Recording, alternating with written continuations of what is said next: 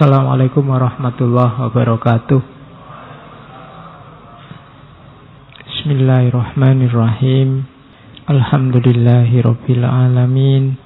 Wa bihi nasta'inu ala umurid dunya waddin. Allahumma shalli wa sallim wa barik ala habibina wa syafi'ina sayyidina wa maulana Muhammadin wa ala alihi wa ashabihi wa man tabi'ahum bi ihsanin ila yaumiddin. Amma ba'du. Bismillah. Kita lanjutkan ngaji kita tentang manusia-manusia alternatif.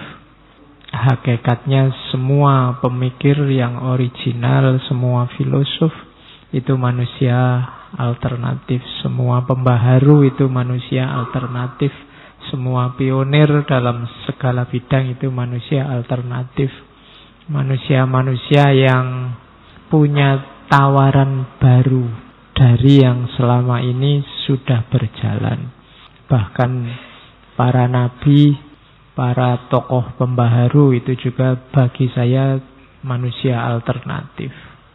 Bukan manusia kerumunan yang hanya ikut saja lingkungan sekelilingnya. Malam ini kita ketemu beliau, Helena Petrovna Blavatsky, atau dikenal sebagai Madam Blavatsky.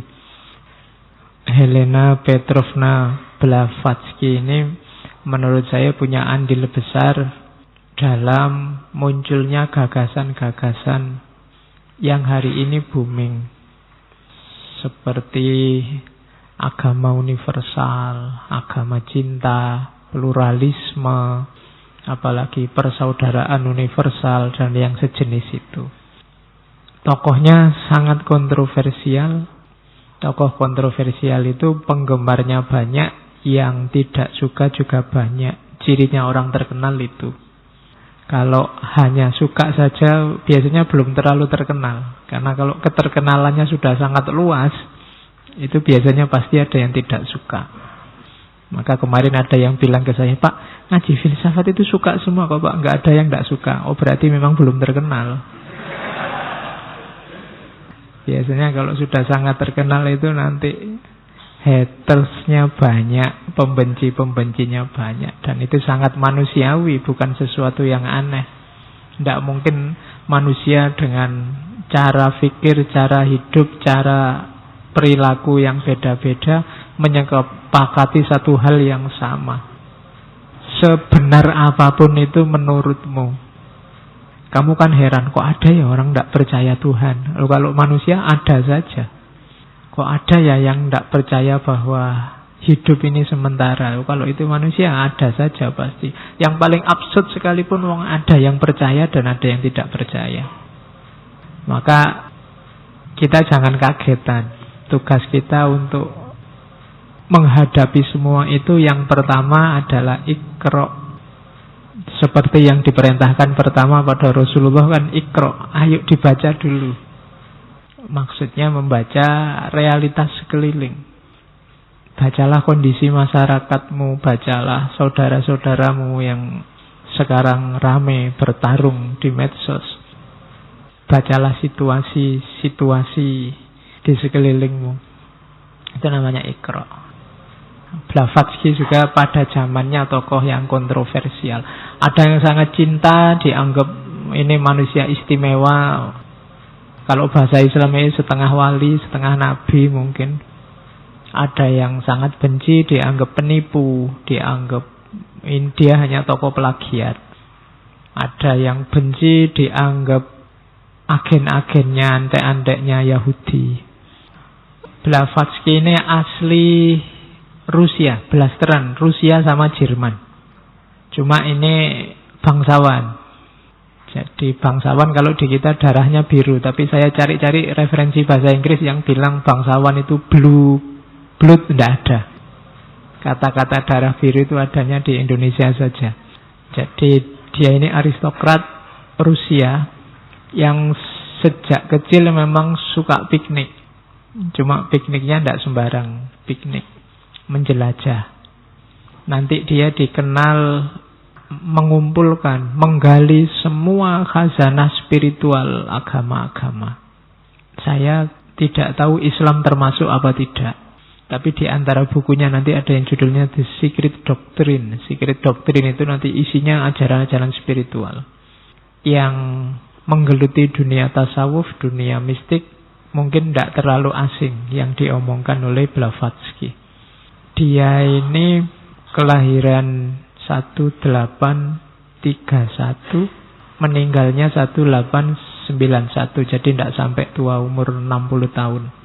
Kemudian mendirikan organisasi nanti yang sangat terkenal, namanya Theosophical Society, masyarakat teosofi, sama temennya namanya Alcott dan Judge. 3 orang ini tahun 1875 nanti mendirikan Masyarakat Teosofi Internasional. 5 tahun kemudian pindah ke India. Pokoknya dia masuk semua aliran-aliran, sekte-sekte rahasia yang mengajarkan ajaran-ajaran rahasia.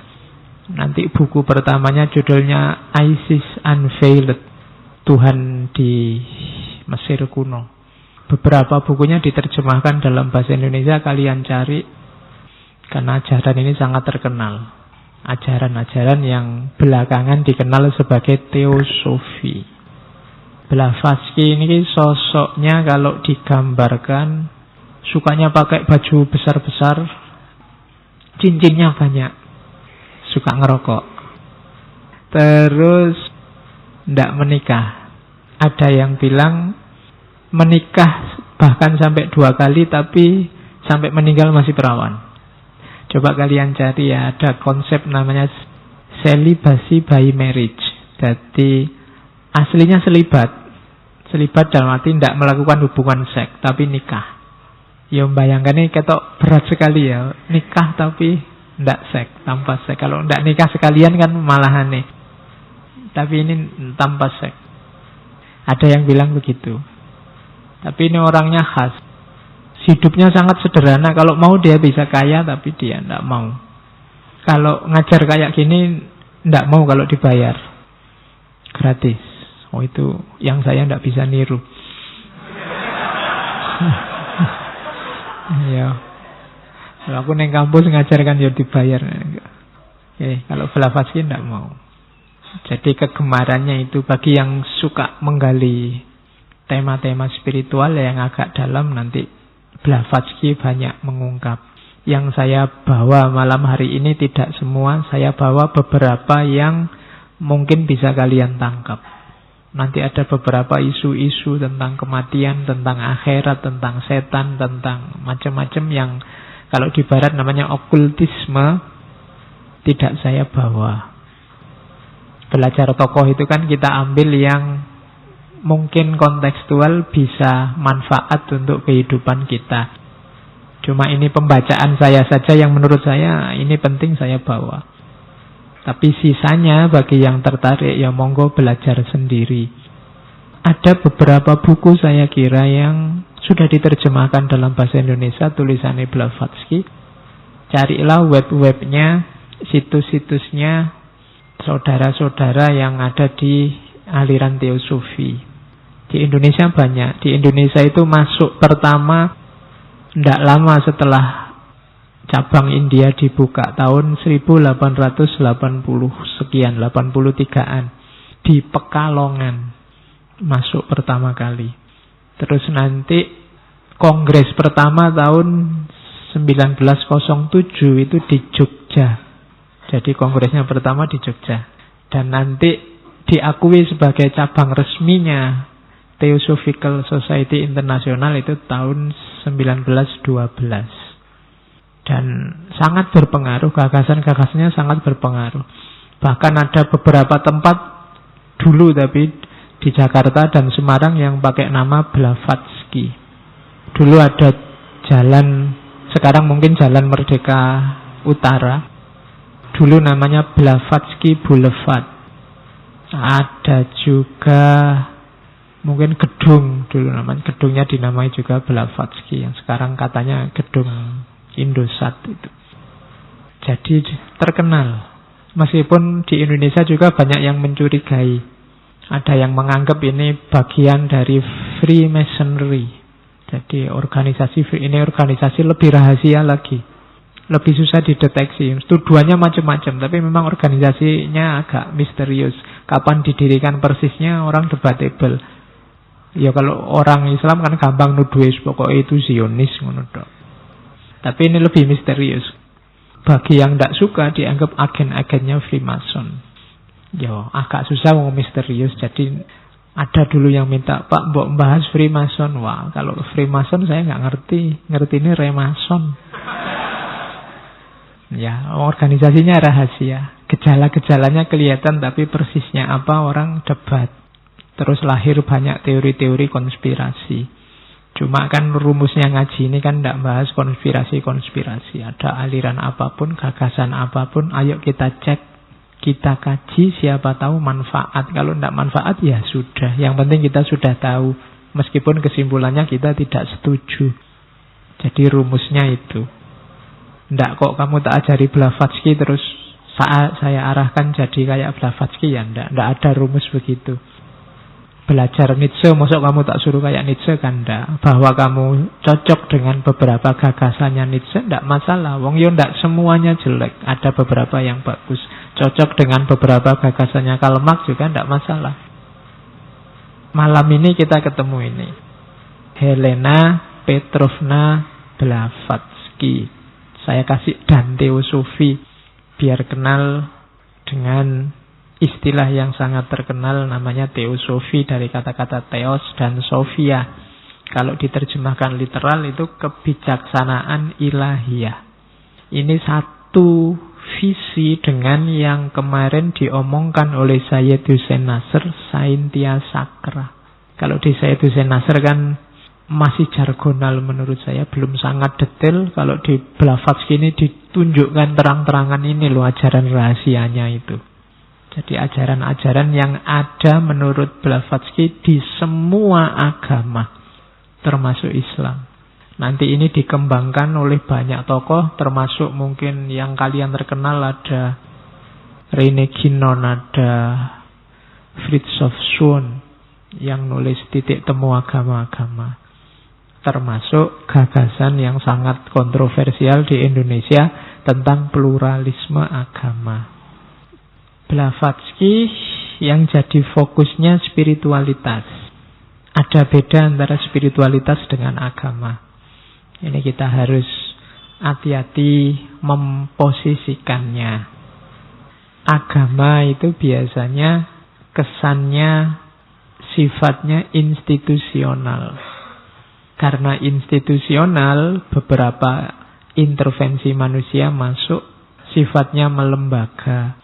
Sehingga beragam. Beda dengan spiritualitas. Spiritualitas ini ngomong rasa kedalaman.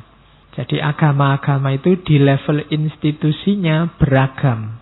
Tapi kalau kalian masuk ke ranah spiritual, dia semakin seragam. Contoh simpel, kaifiat sholat antar mazhab itu bisa macam-macam. Tapi ketenangan saat kamu khusyuk itu sama. Asyikmu berjumpa dengan Allah itu sama rasanya. Meskipun institusinya yang namanya sholat, kaifiat sholat, rumusnya bisa macam-macam. Ada yang pakai mazhab A, ada yang pakai mazhab B. Aspek fikihnya itu religion, aspek tasawufnya lebih dekat dengan spirituality, keragaman. Makanya kalau yang bergaul ini aspek spiritual itu agama-agama tidak ribut karena mirip semua. Kalau tidak percaya kalian sekali-sekali bikinlah perbandingan antara tasawuf dalam Islam dan mistik dalam apa. Itu nanti mirip-mirip ajarannya. Beda dengan fikihnya, ajaran ibadahnya, peribadatannya beda-beda. Jadi kalau agama itu spesifik, behavioral, sosial, hierarki, doktrinal karakteristik ada.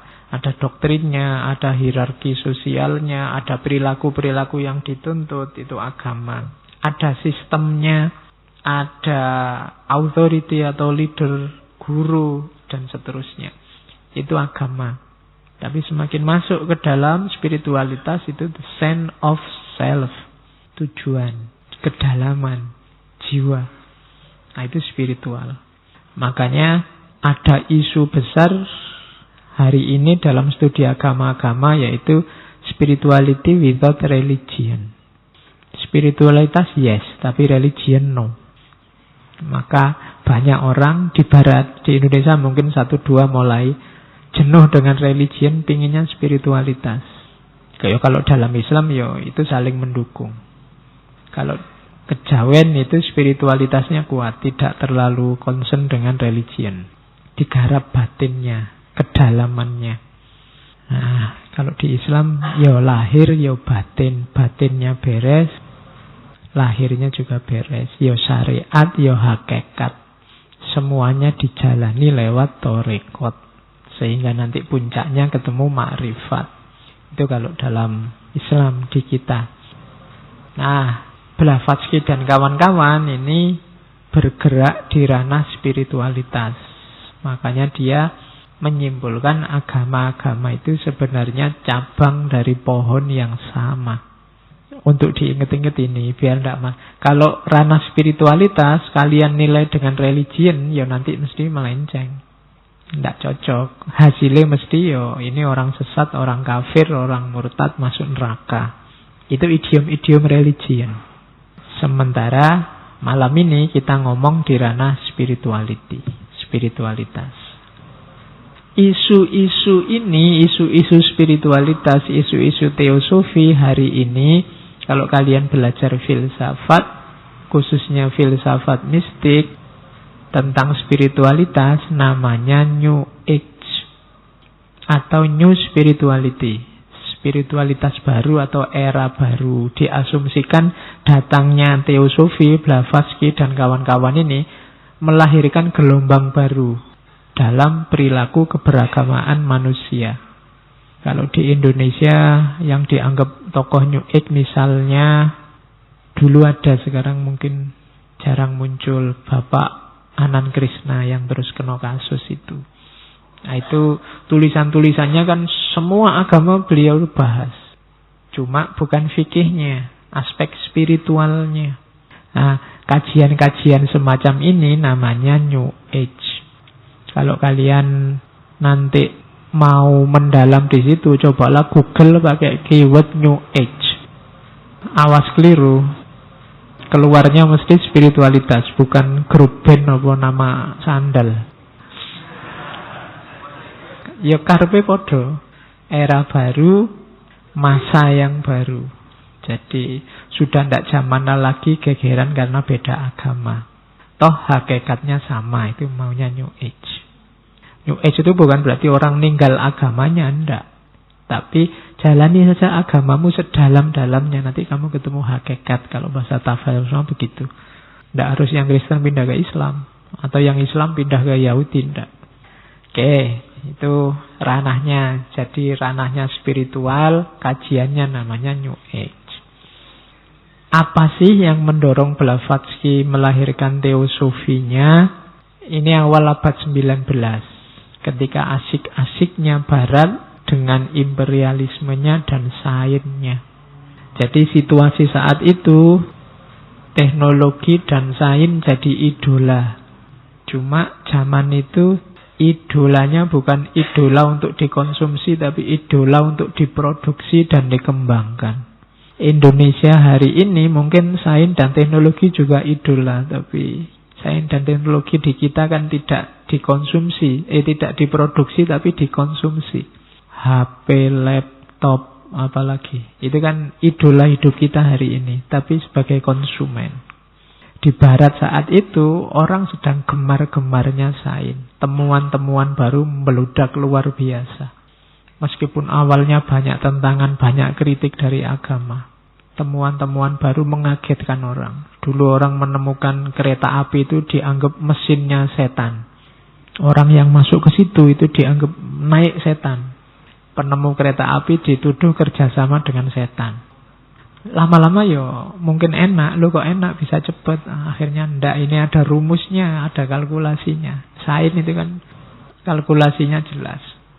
Dan orang, temuan-temuan baru banyak, semakin orang senang, semakin orang cinta sama sains.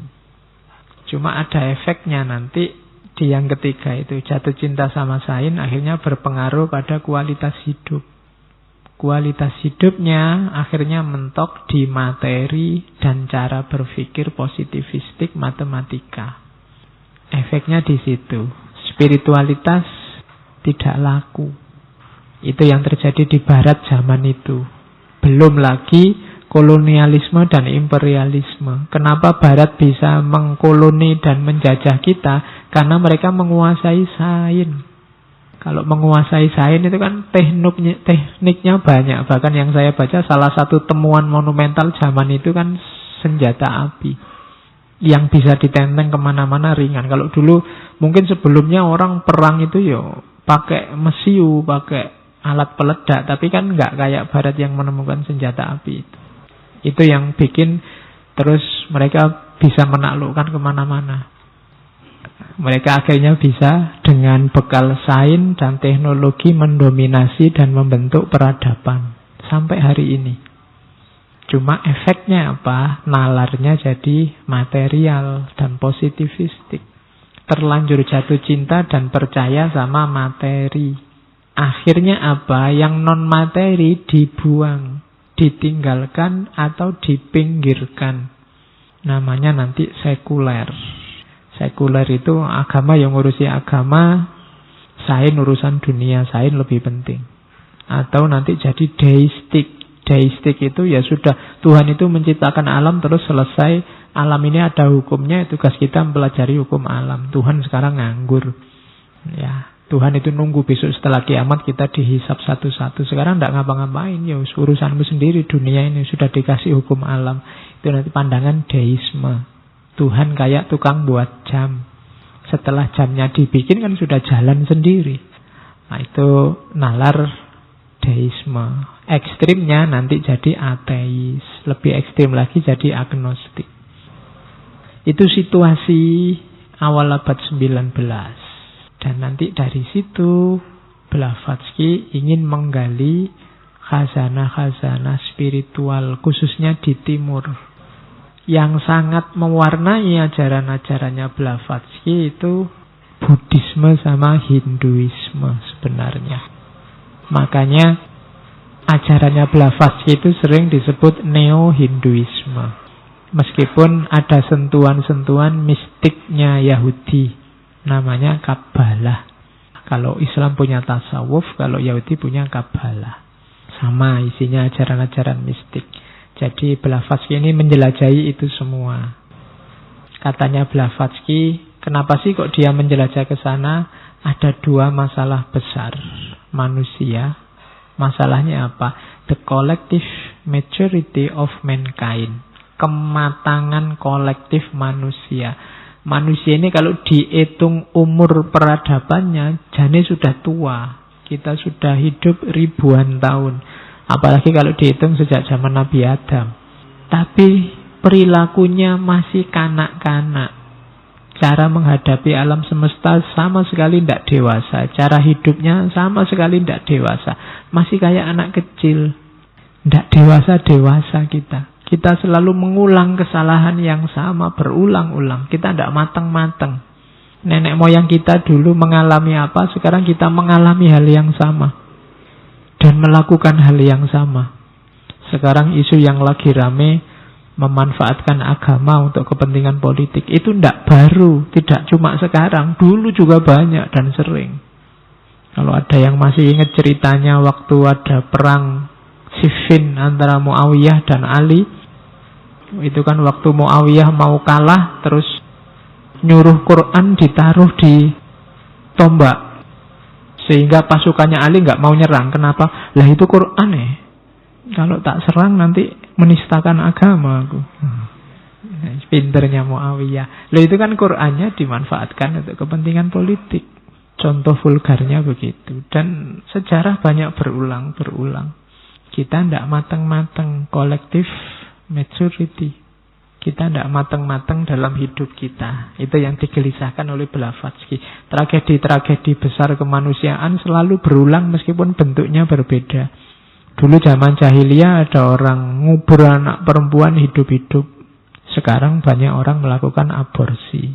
Podo wae itu. Lebih sadis lagi, belum lahir sudah dikubur. Kalau dulu nunggu lahir terus dikubur. Kita lebih jahiliyah. Tidak mateng-mateng kita. Selalu ngulang kesalahan yang sama. Kenapa bisa begitu? Ternyata sosial dan cultural structure-nya kita bangun secara sama, tidak berubah.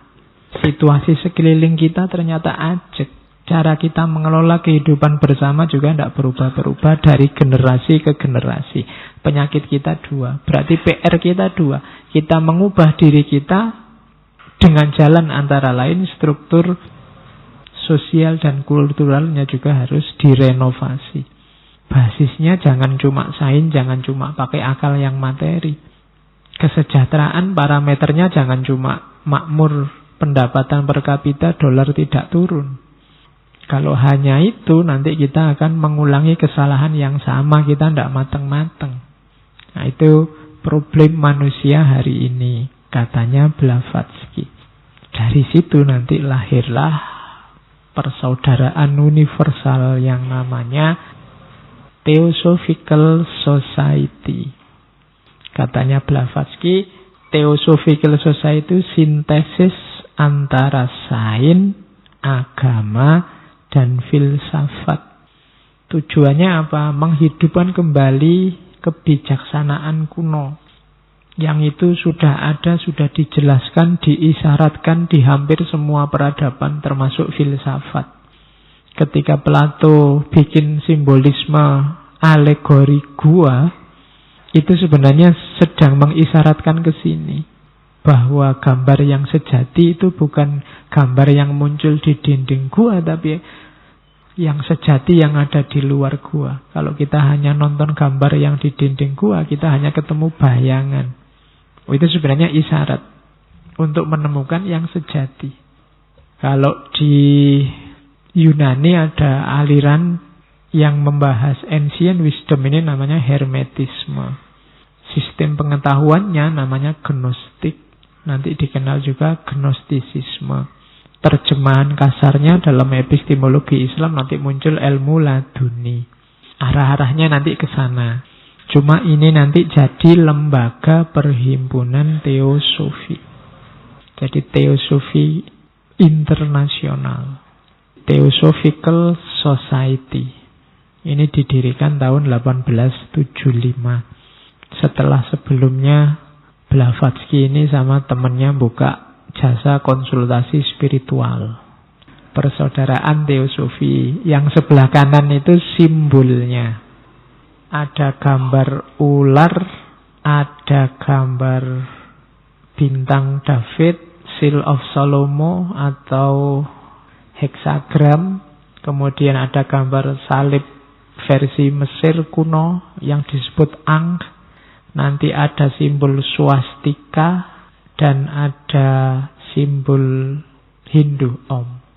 Itu ada maknanya, termasuk ada kalimatnya. Kalimatnya saya ambil yang bahasa Inggris. There is no religion higher than truth. Tidak ada agama yang lebih tinggi dari kebenaran. Kalau agama itu benar berarti ya memang itulah kebenaran. Kalau ular itu simbol kebijaksanaan, simbol keabadian. Ular yang makan ekornya sendiri, kan tidak ada habisnya. Kan ada orang harus cerdik, bijaksana seperti ular dan tulus seperti merpati, kan ada analogi gitu. Karena ular itu simbolnya kebijaksanaan, pinteran. Kalau heksagram itu ada yang ngomong itu simbolnya Yahudi bintang David. Itu sebenarnya simbol kesatuan, bahwa alam semesta realitas itu saling mempengaruhi. Kemudian Ankh itu secara letterlek bahasa Mesir artinya hidup, jadi simbol kehidupan. Kehidupan itu saling berkait, saling mempengaruhi. Kalau swastika itu simbol spiritual paling tinggi dalam mistik India, meskipun disalahgunakan oleh Hitler. Padahal itu sangat spiritual. Orang bagi Hindu puncaknya spiritual disimbolkan dengan swastika. Kalau yang Om itu simbol kesadaran ilahiyah. paling tinggi. Kalau dalam Islam mungkin tauhid. Ya kalau kalimatnya tidak ada agama yang lebih tinggi daripada kebenaran. Dan nanti ya Tuhan itulah yang kita sebut sebagai kebenaran. Jadi itu makna simbol-simbolnya itu. Tujuannya 3. Kenapa Blavatsky menginisiasi lahirnya Theosophical Society? Itu ada di hampir semua naskah Teosofi. Yang pertama adalah persaudaraan antar manusia. Kayak bukunya Mahatma Gandhi itu loh. Semua manusia bersaudara. Dulu saya ada teman zaman kuliah itu, waktu membahas Gandhi kan jargonnya semua manusia bersaudara. Terus ada yang tanya, berarti kita semua muhrim dong Pak? Iya berarti muhrim. Oh, pantas di Indonesia jumlahnya banyak. Masalahnya bersaudara semua. Jadi sumbernya manusia itu sama, hakikat kediriannya sama, asal usulnya sama. Kita semua satu level. Manusia dalam posisi apapun, sebagai apapun itu sederajat. Yang membedakan cuma peran-peran dan casting-casting yang harus dia mainkan. Saya dan kalian sama, cuma malam ini castingnya saya di sini jadi ustadz, kalian jadi santrinya. Mungkin kalau kalian buka angkringan terus saya makan di situ, kan castingnya beda. Kalian jadi yang punya warung, saya jadi pelanggannya. Kalau di kampus aku jadi dosen, kalian jadi mahasiswanya. Dan itu tidak ada hubungannya sama hierarki, cuma beda peran, beda fungsi. Sebagai manusia kita sederajat di level apapun. Jadi semua manusia bersaudara. Meskipun secara kebangsaan, secara kepercayaan, secara jenis kelamin, secara kaum, warna kulit, mungkin identitasnya beda, tapi level statusnya sama, kita bersaudara. Misinya teosofi yang pertama ini menyadarkan, menunjukkan bahwa inti hidup manusia secara sosial itu harusnya persaudaraan. Karena kita semua satu level. Yang kedua, belajar dari persamaan agama-agama, filsafat, dan ilmu pengetahuan. Mencari titik samanya. Selama ini kan kalau kita belajar agama-agama saja, selalu nyari titik bedanya. Padahal mungkin agama-agama yang banyak itu banyak pesan yang sama, cuma kita lebih sibuk dengan yang beda, yang mungkin jumlahnya tidak terlalu banyak. Jadi memang mencari kesamaan agama-agama, atau mungkin sistem-sistem filsafat, atau mungkin ilmu pengetahuan. Kan di setiap gagasan biasanya kita kan mengklaster-klaster madhab-madhab, aliran-aliran. Nah itu maunya teosofi, tidak ada yang sama yang selama ini kita lupakan. Ayo dicari yang sama. Banyak hal yang sama yang luput dari perhatian kita karena kita sibuk dengan perbedaan. Itu yang dicari yang kedua. Yang ketiga, ayo belajar lagi. Masih banyak hukum-hukum alam dan rahasia-rahasia potensi manusia yang belum kita ungkap. Bahkan ada yang bilang, kalau dari tradisi okultisme itu, mungkin masyarakat kuno lebih cerdas dalam mengungkapkan potensi dirinya sebagai manusia. Kita manusia modern ini agak manja, dalam banyak hal dibantu oleh sains dan teknologi. Sehingga eksplorasi diri kita tidak terlalu maksimal. Kita tidak menggali diri kita sedalam mungkin, karena kita sudah nyaman dengan hidup kita hari ini. Kita males capek-capek nyari.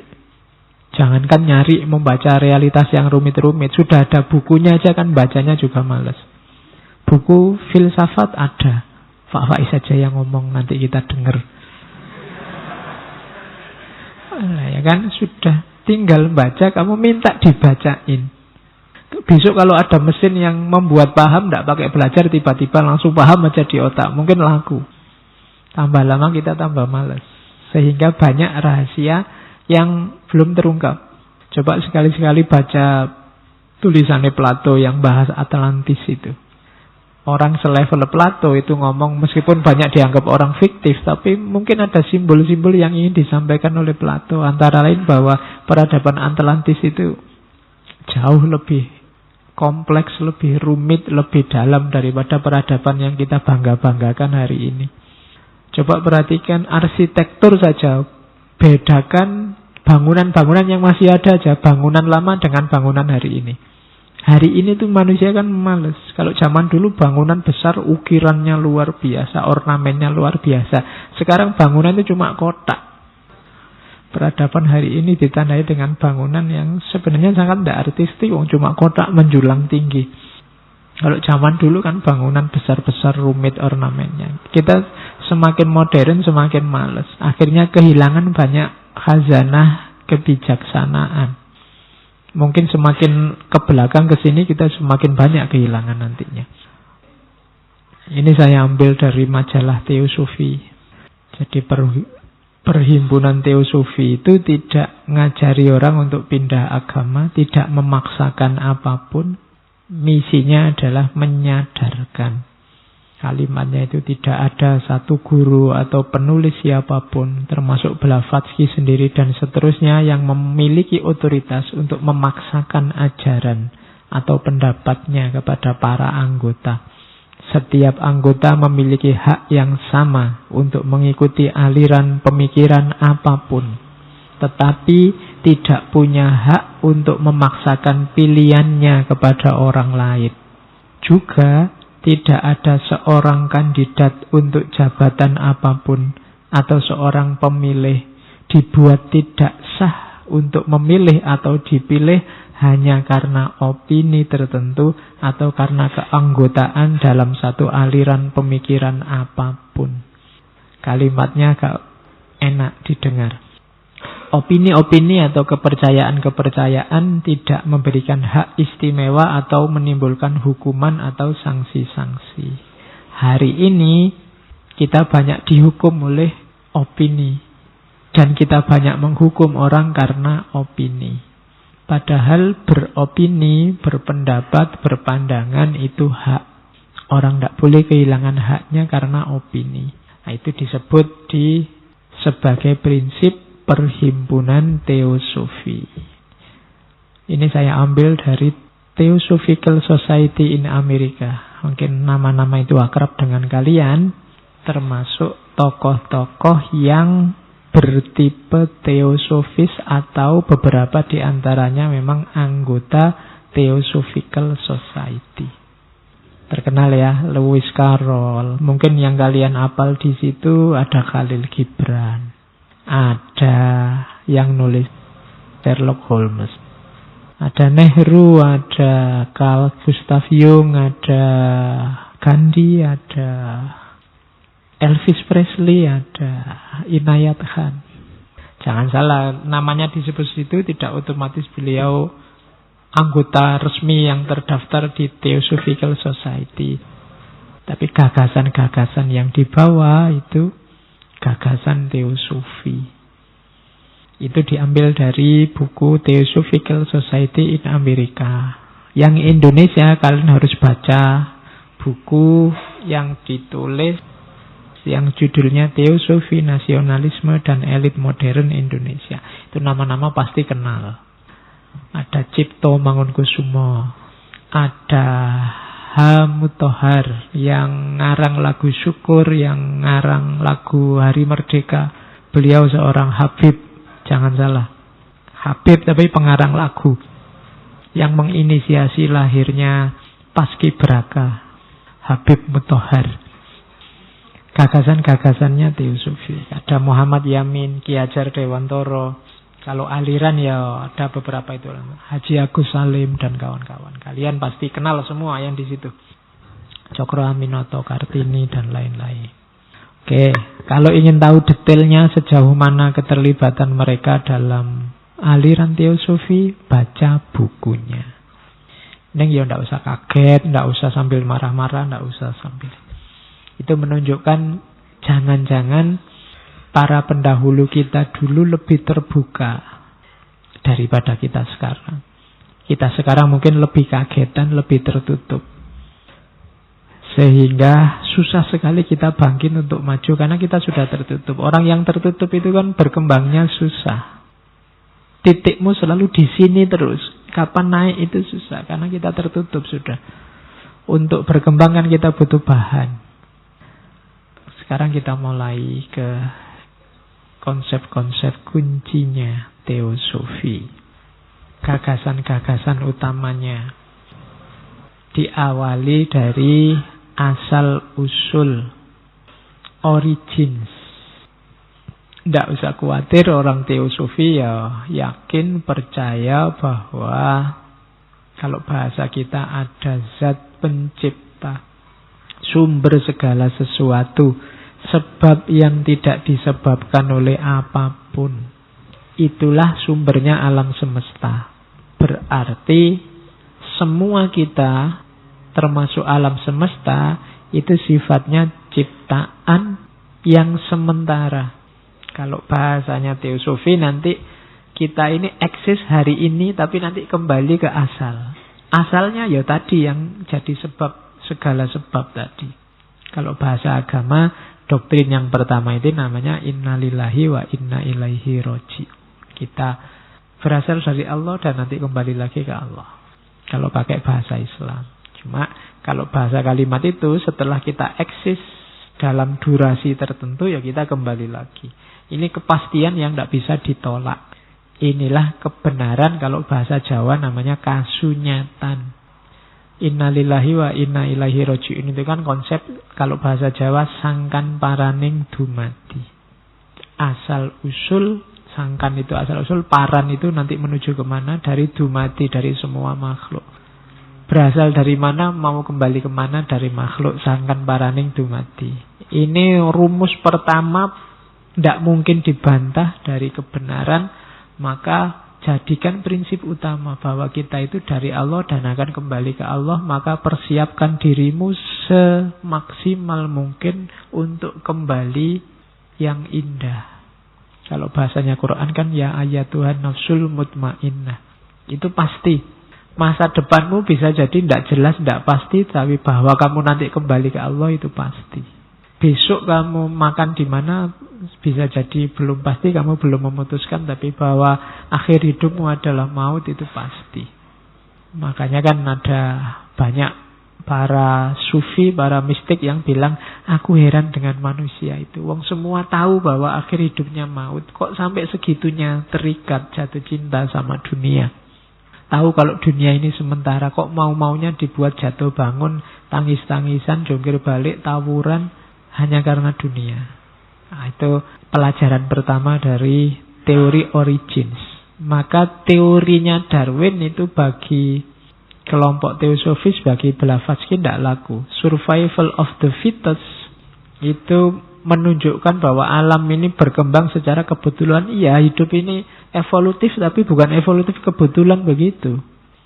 Itu kan karena ada persaingan, kemudian yang kuat menang, dan yang menang ini survive. Modelnya begitu. Tidak, katanya Blavatsky, katanya teosofi, alam ini berkembang kemana? Sudah ada rancangannya. Ya kan ada jargon yang sangat terkenal, Allah tidak sedang main dadu.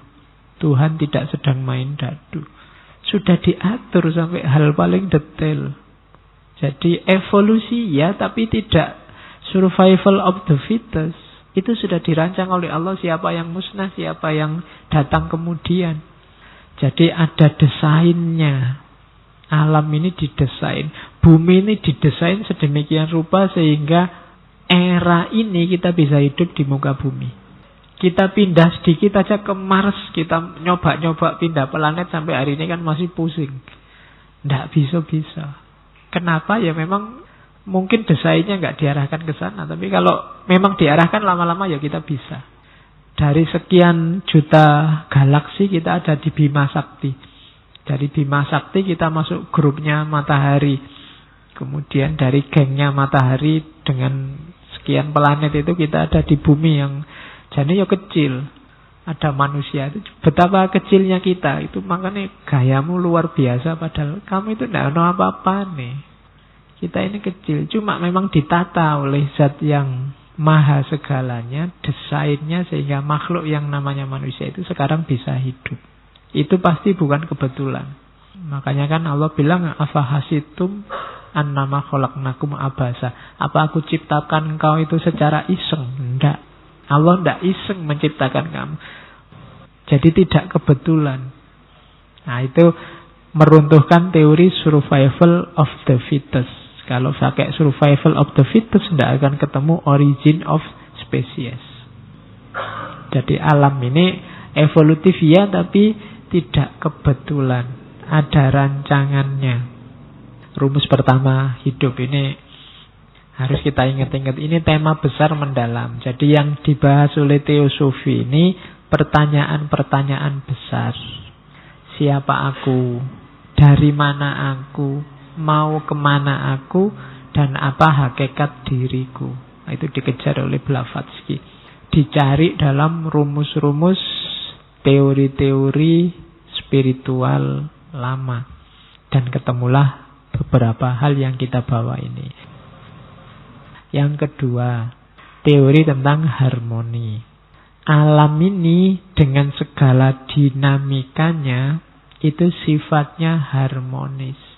Ada gempa, ada bencana, ada yang menang, ada yang kalah, ada yang merasa berat, ada yang merasa ringan. Semuanya ini, ya kalau dibaca parsial-parsial kecil-kecil, kelihatannya mungkin rasanya kayak Tuhan tidak adil. Tapi bacalah secara utuh, itu ada harmonious world. Ada harmoni secara utuh keseluruhan. Jadi alam semesta ini kayak organisme yang sifatnya harmonis. Dia hidup sadar dan ilahi. Ilahi itu maksudnya apa? Karakternya ketuhanan. Karena dia bikinan Tuhan, ciptaan Tuhan. Jadi mengalami apapun, ada sesuatu apapun di alam semesta itu, dia bagian dari satu rancangan besar, satu mesin besar. Masing-masing ada perannya. Dan sistem ini berjalan dengan satu hukum, namanya hukum alam. Kalau bahasa agama namanya sunnatullah. Yang sifatnya sangat cerdas karena dia lahir dari yang maha cerdas. Kekuatan intelijensi puncak. Dan hidup kita begitu. Dalam rangka apa? Harmoni. Ada hukum alam. Ada hukum alam namanya keadilan. Maka ada yang orang hidupnya susah, ada yang orang hidupnya kelebihan. Ini ada hukum alam yang harus berjalan. Yang kelebihan ngasih ke yang susah. Kalau ini tidak jalan, harmoninya kacau, hidupnya jadi ruwet. Dari mana ngerti itu? Hukum bahwa yang lebih ngasih yang kurang, itu namanya sunnatullah. Jadi pahami peranmu, mainkan sesuai sunnatullah. Mahasiswa ada sunnatullah, kamu belajar karena kamu posisinya elit intelektual. Kalau kamu tidak belajar, ya jangan heran kalau masa depan kita tidak berkembang. Sunnatullahnya jelas begitu sudah. Rumusnya itu. Kalau kamu mengingkari sunnatullah yang harus kamu jalani, ya nanti ada efeknya. Efeknya apa? Harmoninya kacau. Sampai level paling kecil dirimu sendiri, tubuhmu ini. Kenapa sekarang banyak orang sakit macam-macam? Ada sunnatullah yang tidak dia patuhi. Karena gaya hidup kan itu rumus paling utama. Gaya hidup itu kamu belajar sunnatullah. Makanya minggu lalu kita ngomong Diogenes, kita ngomong Nasruddin, itu kan orang menunjukkan bahwa hidup ini ada rumusnya, ada sunnatullahnya. Pedomani itu biar harmoni, mulai di level dirimu, hubunganmu sama sesama dan alam semesta. Jadi rumus kedua ini. Kalau rumus pertama hidup kita itu innalillahi wa inna ilaihi roji'un. Rumus yang kedua, hidup ini ada harmoni, ada sunnatullah. Jangan dikacaukan. Kalau dikacaukan kita akan susah sendiri. Peradaban-peradaban yang hancur, yang rusak, itu karena mengacaukan sunnatullah. Rumus kedua ini rumus-rumus utama dalam hidup. Rumus yang ketiga, manusia itu dia mikrokosmos sekaligus makrokosmos. Jadi kita ini bagian dari alam, tapi kita juga memuat alam semesta. Jadi Jadi kita ini alam semesta, berarti alam semesta ada dalam diri kita, tapi kita juga bagian dari alam semesta. Ini rumusnya. Berarti kita ini satu. Berarti apapun yang kamu lakukan, efeknya akan berpengaruh terhadap dirimu dan lingkunganmu. Sebaliknya, perubahan yang terjadi dalam lingkunganmu, mau atau tidak, akan berpengaruh dalam dirimu. Jadi, kamu adalah aktor yang menentukan nasibnya alam, tapi kamu juga objek yang ditentukan nasibmu oleh situasi alam. Ini rumus sudah. Alam semesta kok kamu eksploitasi habis-habisan, tanpa peduli keberlangsungannya, itu yang rugi bukan alamnya, tapi dirimu, karena dirimu sendiri itu alam. Nah, itu kesatuan manusia dan alam. Jadi ini rumus yang ketiga. Ini rumus-rumus kunci dalam hidupmu.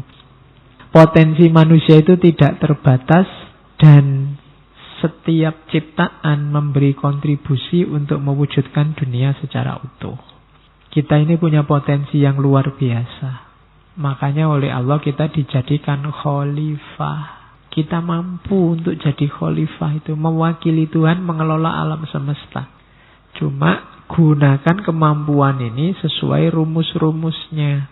Kalau kita tabrak, yang sengsara kita sendiri. Kita itu disuruh jadi khalifah untuk keuntungan kita sendiri. Allah tidak butuh apa-apa. Bukan kepentingannya Allah, tapi kepentingan kita. Diingat-ingat, kita adalah alam, bagian dari alam, dan alam adalah bagian dari hidup kita. Ini nanti dalam kajian-kajian teosofi memunculkan isu-isu ekologi, isu-isu lingkungan. Jangan kejam-kejam sama lingkungan. Yo lingkungan itu yo alam, termasuk manusia, termasuk orang lain, termasuk flora fauna sekelilingmu, termasuk.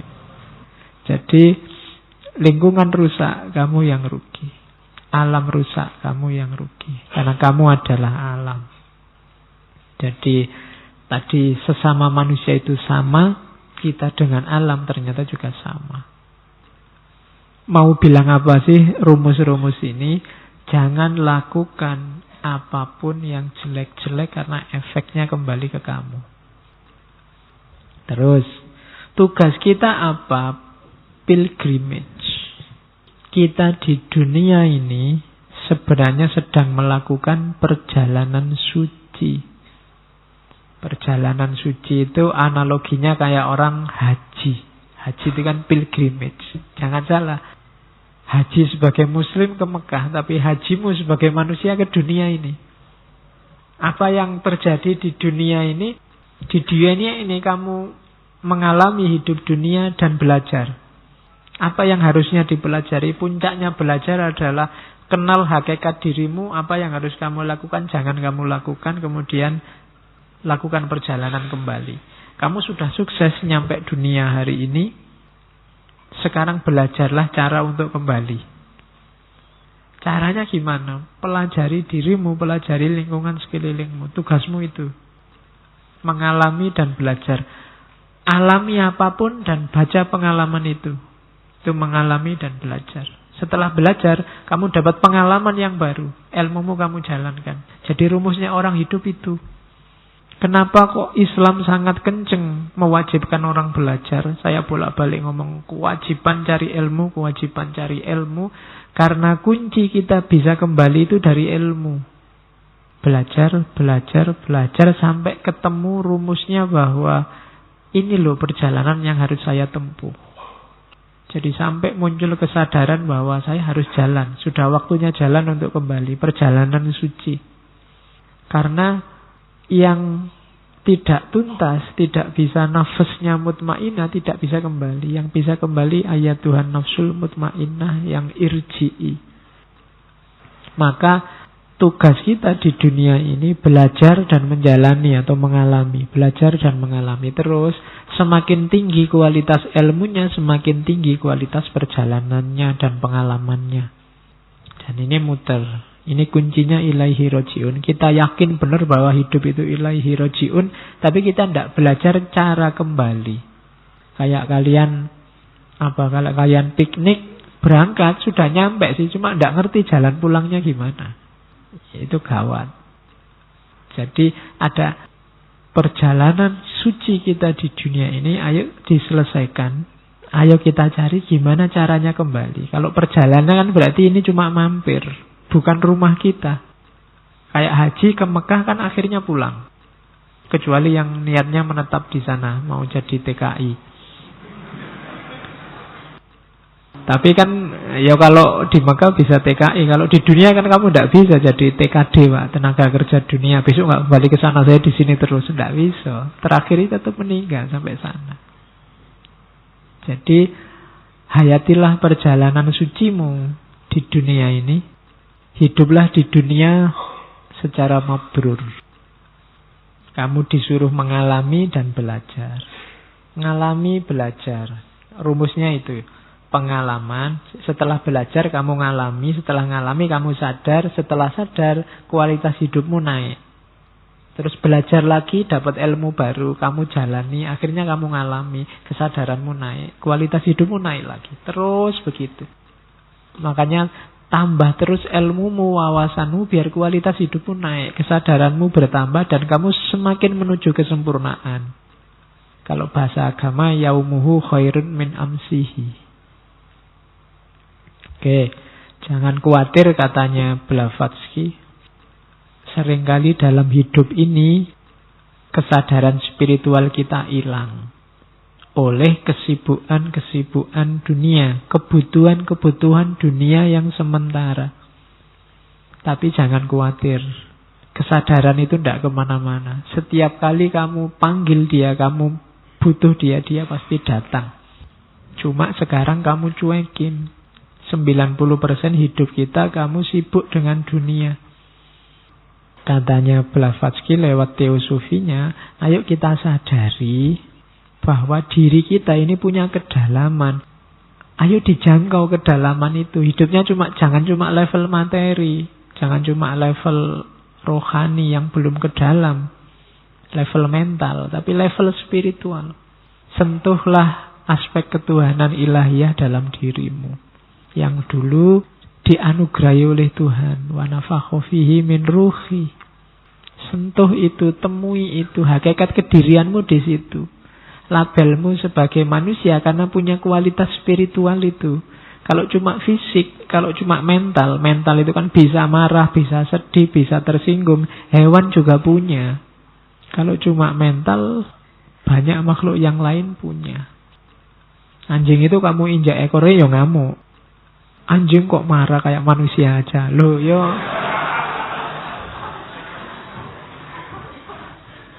Ya emangnya cuma manusia yang bisa marah. Hanya manusia tapi yang punya spiritualitas. Ya kadang-kadang kita sangat sibuk oleh dunia sehingga tidak nyampe ke sana. Tapi katanya Blavatsky tidak usah khawatir. Dia selalu siap apapun kamu tempuh. Cuma masalahnya kalau kamu tidak segera menyentuh, kamu berani menjamin durasi waktumu berapa.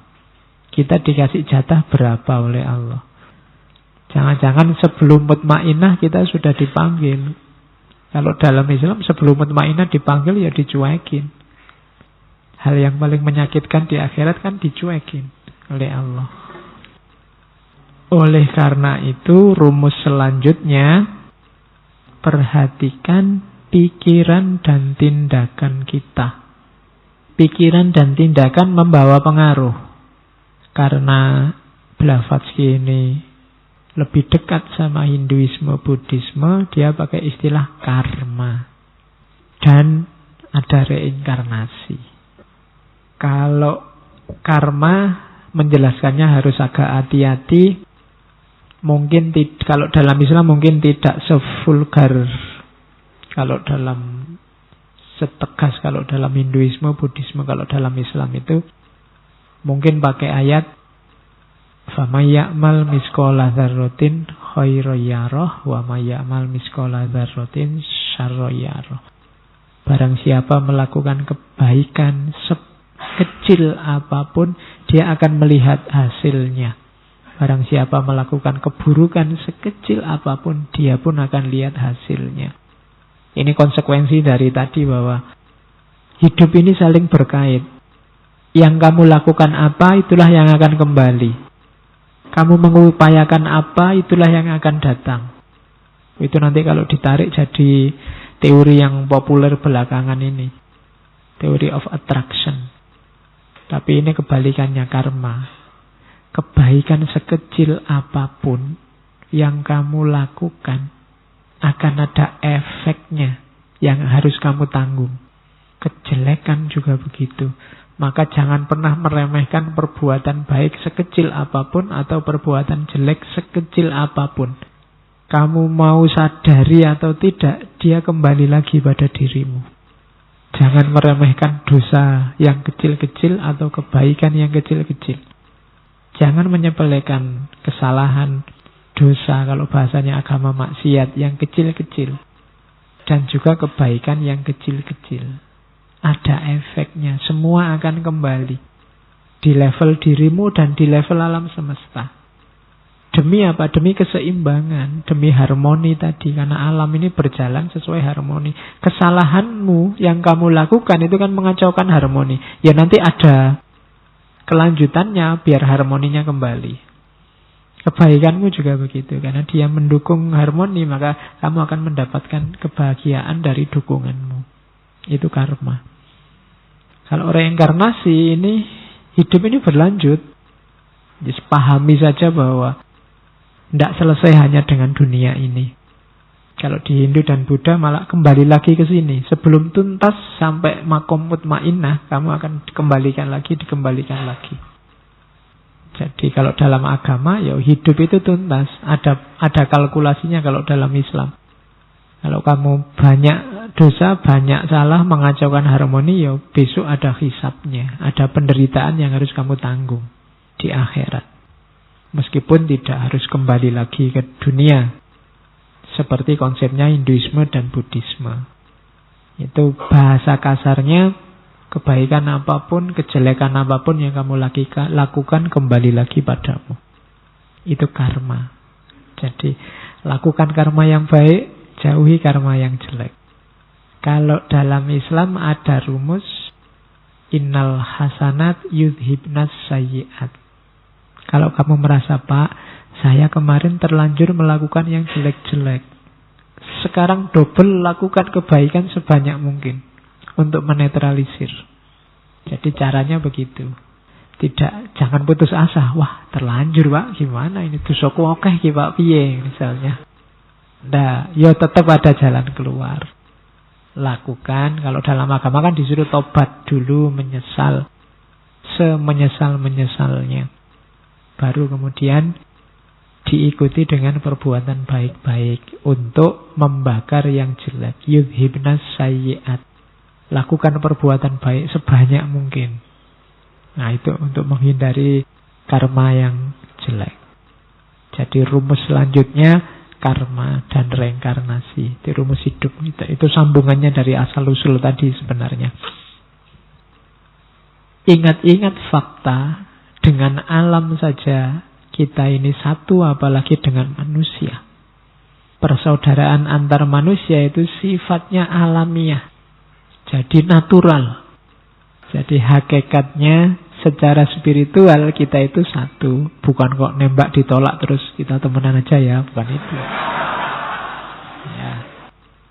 Jadi kita adalah jemari dari tangan yang sama. Kita adalah pancaran cahaya dari pusat cahaya yang sama. Jadi teosofi ini agak dekat kalau teori penciptaannya dengan emanasi. Banyak orang yang susah memahami emanasi. Dianggapnya penciptaan emanasi ini bertentangan dengan penciptaan yang tidak ada, kreasio ex nihilo. Padahal menurut saya tidak.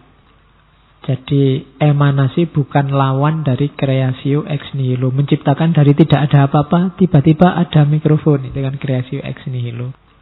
Kalau zaman segalanya tidak ada, awalnya kan yang ada hanya Allah. Tidak ada apa-apa sama sekali. Yang ada satu-satunya hanya Allah. Berarti begitu ada ciptaan, itu kan keluarnya dari Allah. Itu kan emanasi, sumbernya dari Allah. Bahasanya tokoh-tokoh emanasi, melimpah dari Allah. Terus limpahan ini melimpah lagi. Melimpah lagi kalau dalam tasawuf, limpahan pertama yang paling dekat sama Allah itu nanti yang disebut Nur Muhammad. Dia jadi prototipenya alam semesta. Yang paling dekat sama Allah. Itu emanasi. Kalau ada tanya misalnya, dari tidak ada kacamata, dari ada kacamata, itu terus bahannya apa? Loh, karena bahannya juga segalanya tidak ada, yang ada cuma Allah, berarti bahannya ya Allah. Wong segalanya tidak ada, yang ada hanya Allah. Maka adanya sesuatu itu ya sumbernya Allah. Cuma bedanya di bahasa. Orang emanasi menyebutnya melimpah. Melimpah itu kan kayak dari gelas terus dituangkan gitu kan. Cuma yang kreasi ex nihilo tidak melihat prosesnya, melihat pokoknya Allah menciptakan dari tidak ada jadi ada. Yang itu ya sumber ciptaannya pasti Allah juga. Jadi itu sebenarnya pembulatan filosofis maksudnya sama, tapi sudah terlanjur gegeran dan merasa berbeda. Oke, kita ini satu sumber. Secara spiritual sama. Tadi kan yang saya bilang manusia dalam sisi spiritualnya kan satu semua dari Allah. Yang jadi identitas manusia itu kan yang spiritual ini tadi. Berarti apa? Kita berada di frekuensi dari cahaya yang sama. Maka perbuatan baik itu semakin tinggi kualitasnya kalau act for and as the self of all. Bertindak untuk atau sebagai diri of all, diri banyak orang. Jadi rumus bergaul hubungan antar manusia yang paling luhur itu tidak untuk kepentingannya sendiri, tapi pikirkan kepentingan banyak orang. Syukur-syukur bisa semua orang. Itu namanya act for and as the self of all. Kenapa? Kalau aku berbuat baik padanya, itu sama saja berbuat baik padaku, karena aku dan dia satu hakikat. Kalau aku memaki-maki dia, sama saja maki-maki aku sendiri. Karena aku dan dia satu hakikat. Karena ada itu kan hadisnya Nabi, ada orang yang dilaknat karena memaki bapaknya orang lain, dan orang lain yang dimaki akhirnya bales maki bapaknya sendiri. Itu sama kayak orang yang maki-maki bapaknya sendiri dan orang ini dilaknat. Karena ada hadis begitu. Hari ini kan kita sering begitu. Kita maki pilihannya orang lain, akhirnya orang lain memaki pilihan kita. Itu sama dengan sebenarnya kita memaki-maki pilihan kita sendiri. Karena kita sama, satu hakikat. Kita jadi frekuensi dan level yang sama. Kita ini bersaudara. Muhrim lah pokoknya. Act for and as the self of all. Tindakanmu mau melakukan apapun, kalau bisa cari yang manfaatnya untuk lebih banyak orang, tidak hanya untuk dirimu. Semakin banyak yang dapat manfaat dari tindakanmu, semakin tinggi kualitas perbuatanmu. Tapi kalau Anda menyenangkan, membahagiakan dirimu sendiri, ya enggak. Makan kalau memang bisa ngajak teman, diajak aja. Kecuali ya bekalnya pas-pasan. Tapi kalau bisa diajak. Atau piknik ya, kalau mampu ya diajak. Itu manfaatnya lebih besar. Apapun yang kamu lakukan, cari manfaat yang untuk lebih banyak orang. Itu kualitas tindakannya lebih tinggi. Karena itu sama dengan kamu memberi manfaat bagi dirimu sendiri. Makanya orang teosofis ini dekat dengan konsep altruis. Jadi tidak terlalu care dengan kepuasan kebahagiaannya sendiri, tapi lebih concern dengan kepuasan kebahagiaan yang lain. Tidak ada orang yang bilang altruis itu jelek atau jahat. Kalau kamu ada orang yang demi orang lain mau berkorban, itu kan luhur dia. Konsep kunci selanjutnya ini yang saya omongkan, narasi-narasi besar, utama, dan dalam. Detailnya banyak, cuma saya bawa beberapa yang sekiranya bisa kalian tangkap. Dalam hidup ini, Jangan khawatir. Tuhan, Allah, realitas puncak menyediakan fasilitas para penuntun. Jadi memang secara periodik ada para guru besar, bukan profesor loh ya. Orang-orang utama yang tugasnya nuntun, kalau dalam tasawuf para mursyid, yang membantu kita dalam tadi perjalanan suci kita di muka bumi. Ini para guru besar. Secara periodik datang. Kalau di kita ya ada nabi demi nabi, wali demi wali, pembaharu demi pembaharu. Dan biasanya setiap tokoh, setiap guru besar kemudian melahirkan alirannya masing-masing. Melahirkan pengikutnya sendiri-sendiri sehingga muncullah cabang-cabang spiritual baru secara institusional yang nanti dikenal sebagai agama. Dari sini nanti muncul pandangan bahwa agama-agama itu sumbernya sama. Hanya saja memang penuntun-penuntun yang jadi sumber agama-agama ini hidup di zaman, di ruang dan waktunya sendiri, sehingga ramuan institusi agamanya beda-beda meskipun misi yang dibawa sama. Itulah para penuntun.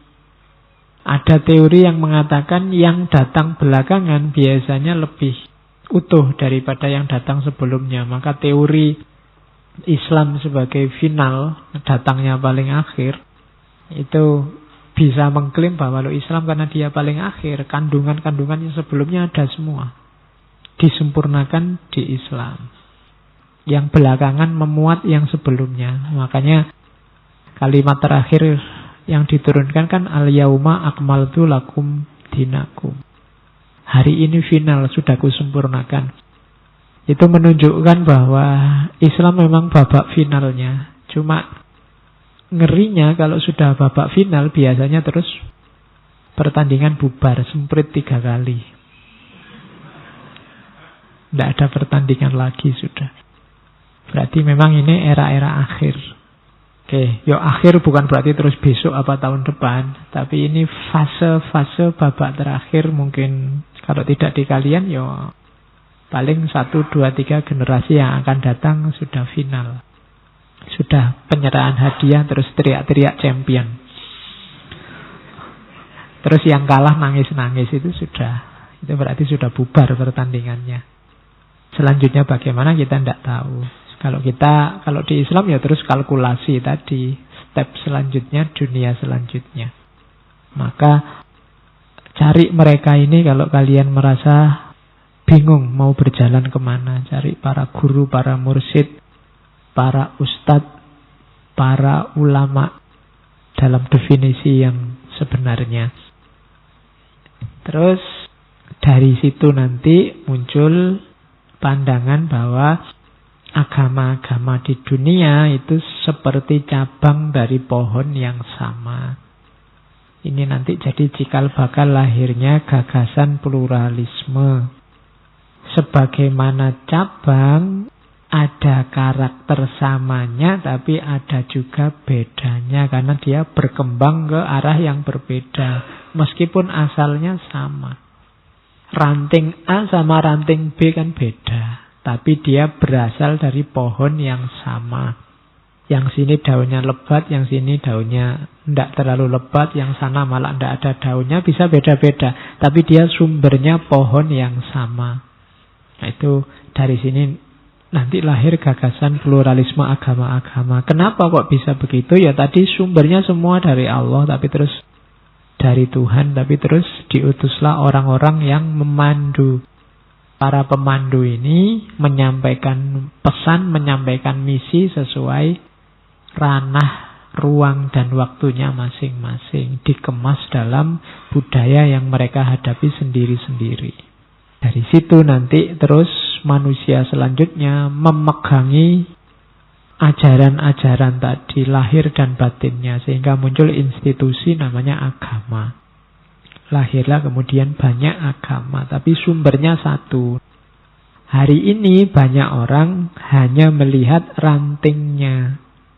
Ranting demi ranting sehingga ngertinya hanya perbedaan. Tidak sadar kalau ranting-ranting itu sebenarnya pohonnya sama. Kalau pakai bahasa awal tadi, ketika masuk ke ranah spiritual itu akan terasa samanya. Terus dapat ilmu tadi semua dari mana? Sebenarnya yang saya omongkan dari awal sampai akhir tadi ada di semua agama, di semua peradaban spiritual. Cuma biasanya ajaran-ajaran yang dalam itu dikemas dalam mitos-mitos, dikemas dalam cerita-cerita yang seolah-olah tidak masuk akal. Jadi itu kearifan nenek moyang zaman dulu. Jangan dikira mitos itu yang berkembang di masyarakat misalnya itu sekedar cerita sambil lalu pengantar tidur. Tapi di balik itu sebenarnya banyak rahasia yang harus kita ungkap. Dulu waktu Teosofi menyebarkan ajarannya di Indonesia awal itu banyak pakai media wayang. Mirip kayak para wali juga pakai media wayang. Itu kan cerita-ceritanya simbolis semua. Kalau orang tidak bisa menangkap simbol, cuma dapat cerita wayangnya. Tapi kalau jiwanya siap, nanti akan ketemu rahasianya, ketemu hikmahnya. Sama kayak minggu lalu kita cerita-cerita banyak tentang Nasruddin. Itu kan ya, kalau nggak bisa menangkap hikmahnya, dapat lucunya, tidak masalah. Dapat lucu itu kan sudah lumayan terhibur. Tapi kalau akalmu nyampe, jiwamu siap, kamu akan ketemu rahasianya. Dulu Sunan Kalijogo pertimbangannya kan itu. Masyarakat belum siap. Kalau tiba-tiba langsung disuruh sholat tahajud, puasa Senin Kemis, puasa itu. Dimasukkan pelan-pelan. Dikasih simbol-simbol dengan asumsi ini masyarakat kalau semakin meningkat, semakin cerdas, mereka akan siap dan bisa menangkap pesannya. Cuma kok yontilalah, katanya Blavatsky di awal tadi, masyarakat ternyata tidak dewasa-dewasa. Jadi kita tidak matang-matang, tidak dewasa-dewasa. Jangan-jangan sudah ada banyak isyarat, banyak simbol, kita tidak bisa baca. Kita yang ngerti mitos. Cuma kita pakai guyonan aja. Yang dilakukan oleh Blavatsky dan kawan-kawan itu kan mengungkap itu. Rahasia-rahasia dari ajaran-ajaran kuno. Maka ini puncak-puncaknya. Kalau di Blavatsky manusia itu punya 7 lapis jiwanya. Dirinya, mulai dari yang fisik sampai terdalam. Ini nanti detailnya kalian baca sendiri. Lapisan paling dalam yang tadi spiritual kita suruh menyentuh, itu pakai istilah-istilah Buddha sama Hindu. Itu Atma atau Atman. Jadi ini dimensi ilahiyah, dimensi ketuhanan. Agak keluar sedikit ada namanya Budi. Budi ini mental, jiwa yang dicahayai oleh Atman. Budi itu pasti baik, karena dapat cahaya ketuhanan. Lebih keluar sedikit lagi ada namanya Manas. Manas ini akal, rasio, batin juga.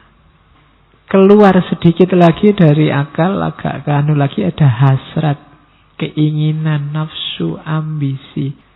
Itu juga kualifikasi kita. Terus keluar sedikit lagi ada prana. Prana ini daya hidup. Kalau bahasa Indonesia kan ini yang disebut rohnya, yang membuat kita hidup. Baru setelah itu ada namanya linga sarira. Ini jiwa astral, kayak cetak spiritual, cetak energi manusia. Tubuh astral. Kalau kalian mimpi, itu yang jalan-jalan yang beroperasi level jiwa astral ini. Aspek astralnya. Baru setelah itu yang paling lahir namanya tula sarira, tubuh fisik, jasad.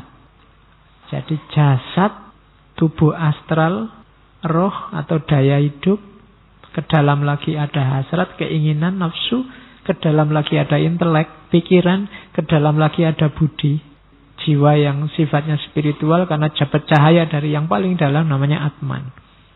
Setiap titik itu punya hak dan kewajibannya sendiri-sendiri. Kalau ingin memahami manusia itu apa dan bagaimana, gali dirimu sampai ke dalam. Sejauh mana kamu sudah mengelola jasadmu, mengelola rohanimu, mengelola daya hidupmu, nafsumu, budimu. Apakah kamu sudah bisa nyambung sama atmanmu?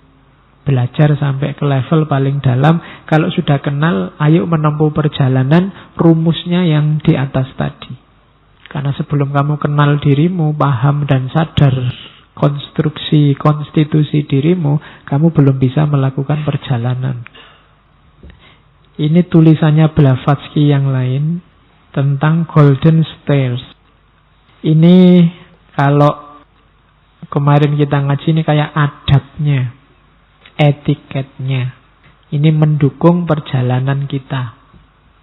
Ada 13. Yang pertama, hiduplah yang bersih lahir dan batin.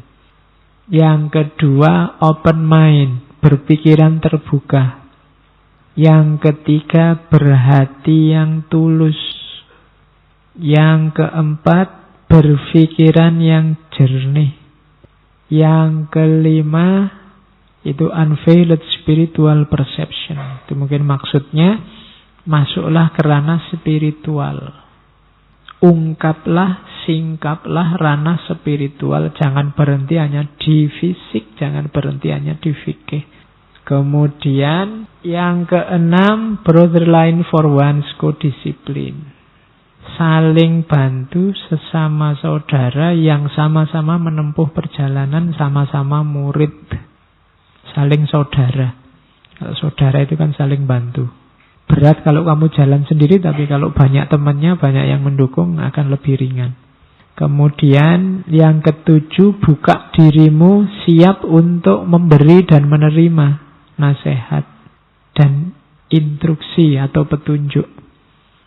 Untuk ngasih tahu orang apa dikasih tahu orang. Kita harus terbuka, buat orang lain nyaman, mengingatkanmu kalau salah, dan ketika kamu mengingatkan orang lain, buat dia juga nyaman. Kemudian patuh pada guru seutuhnya. Kemudian siap untuk menjalankan kebenaran sesuai yang diinstruksikan oleh guru. Kalau kalian baca taklim, adabul alim wal muta'alim, posisi guru ini vital. Jadi mau tidak mau harus patuh. Apalagi dalam tasawuf ada namanya mursyid. Kalau sudah baiat ikut seorang mursyid, sudah pasrahkan dirimu 100%. Kalau sudah nyampe 9, baru keluar di nomor 10. Berani melawan kalau ada personal injustice. Berani menanggung, berani menahan kalau ada ketidakadilan terhadap dirimu. Kemudian berani mendeklarasikan, menyatakan prinsip. Kemudian membantu, membela orang-orang yang mendapatkan ketidakadilan. Kemudian constant eye, selalu memperhatikan perkembangan dan kesempurnaan manusia melalui ilmu-ilmu rahasia yang tadi dijelaskan. Rumus-rumus hidup tadi, sunnatullah tadi diperhatikan biar kita berkembang, yang lain juga berkembang. Karena kalau yang lain tidak berkembang, kita susah berkembang. Karena aku dan kamu satu. Harus berkembang bareng-bareng. Sebaliknya punya teman soleh luar biasa, nanti yang soleh ini terpengaruh kamu nakal. Harus saling bantu dalam kebaikan. Wa ta'awanu. Jadi ini namanya golden stairs, tangga emas. Perhatikan titik-titik ini. Kalau yang kiri ini ngurusi individualmu, yang kanan ngurusi aspek sosialnya. Dua-duanya penting. Ada beberapa quotes. Theosophy is who theosophy does. Not think, not studies, not feel, but does. Ilmu itu kelakone kanthi laku. Versi bahasa Inggris. Jadi teosofi itu siapa yang menjalaninya, bukan yang memikirkannya, bukan yang mengkajinya kayak malam hari ini, bukan yang merasakannya saja, tapi yang menjalankannya. Tadi ada banyak rumus-rumus tentang perjalanan, tentang kebaikan. Ya lakukan. Sebelum jiwa dapat memahami, harmoni dalam diri harus dicapai, dan mata lahiriah dibuat buta dari segala ilusi. Itu rumus kedua. Rumus yang ketiga ini mengingatkan hati-hati, kebajikan dan kebijaksanaan adalah sesuatu yang luhur. Namun kalau keduanya melahirkan kesombongan dan keterpisahan dari semua manusia yang lain, maka keduanya hanya menjadi belokan-belokan penonjolan diri dalam bentuk yang terlihat lebih baik. Belajar filsafat, belajar kebijaksanaan, menjalankan kebajikan, itu mulia. Tapi kalau ternyata efeknya adalah kamu merasa mulia, maka itu sebenarnya sebentuk kesombongan, penonjolan diri. Jadi lakukan perbuatan mulia tanpa kamu merasa sebagai orang yang mulia. Karena dua hal ini kebalikannya. Jadilah orang mulia, tapi jangan jadi orang yang merasa mulia. Ini rumus kebijaksanaan. Bertindak dengan bijaksana pada saat tindakan dibutuhkan, atau menunggu dengan sabar pada saatnya harus tenang, akan membuat orang selaras dengan gelombang kehidupan. Tidak peduli dengan hukum ini akan membawa seseorang ke dalam antusiasme yang tak rasional atau putus asa yang mendalam. Waktunya bergerak, bergeraklah. Waktunya diam, diamlah. Salah milih keputusan kapan bergerak, kapan diam, hasilnya dua. Semangat tapi tidak rasional, atau putus asa karena gagal. Jadi waktunya gerak, gerak aja. Waktunya diam, diam. Kalau tidak kamu akan kecewa. Waktunya nembak, ya ditembak. Waktunya nunggu, ya ditunggu. Waktunya nunggu kok kamu tembak, nanti ditolak kamu kecewa mendalam. Sudah antusias tapi kecewa karena kamu tidak rasional. Atau waktunya nembak, waktunya diem, kamu nembak. Waktunya nembak, kamu diem. Dia sudah nunggu-nunggu, kamu diem aja. Nanti ditembak orang lain, kamu nangis-nangis.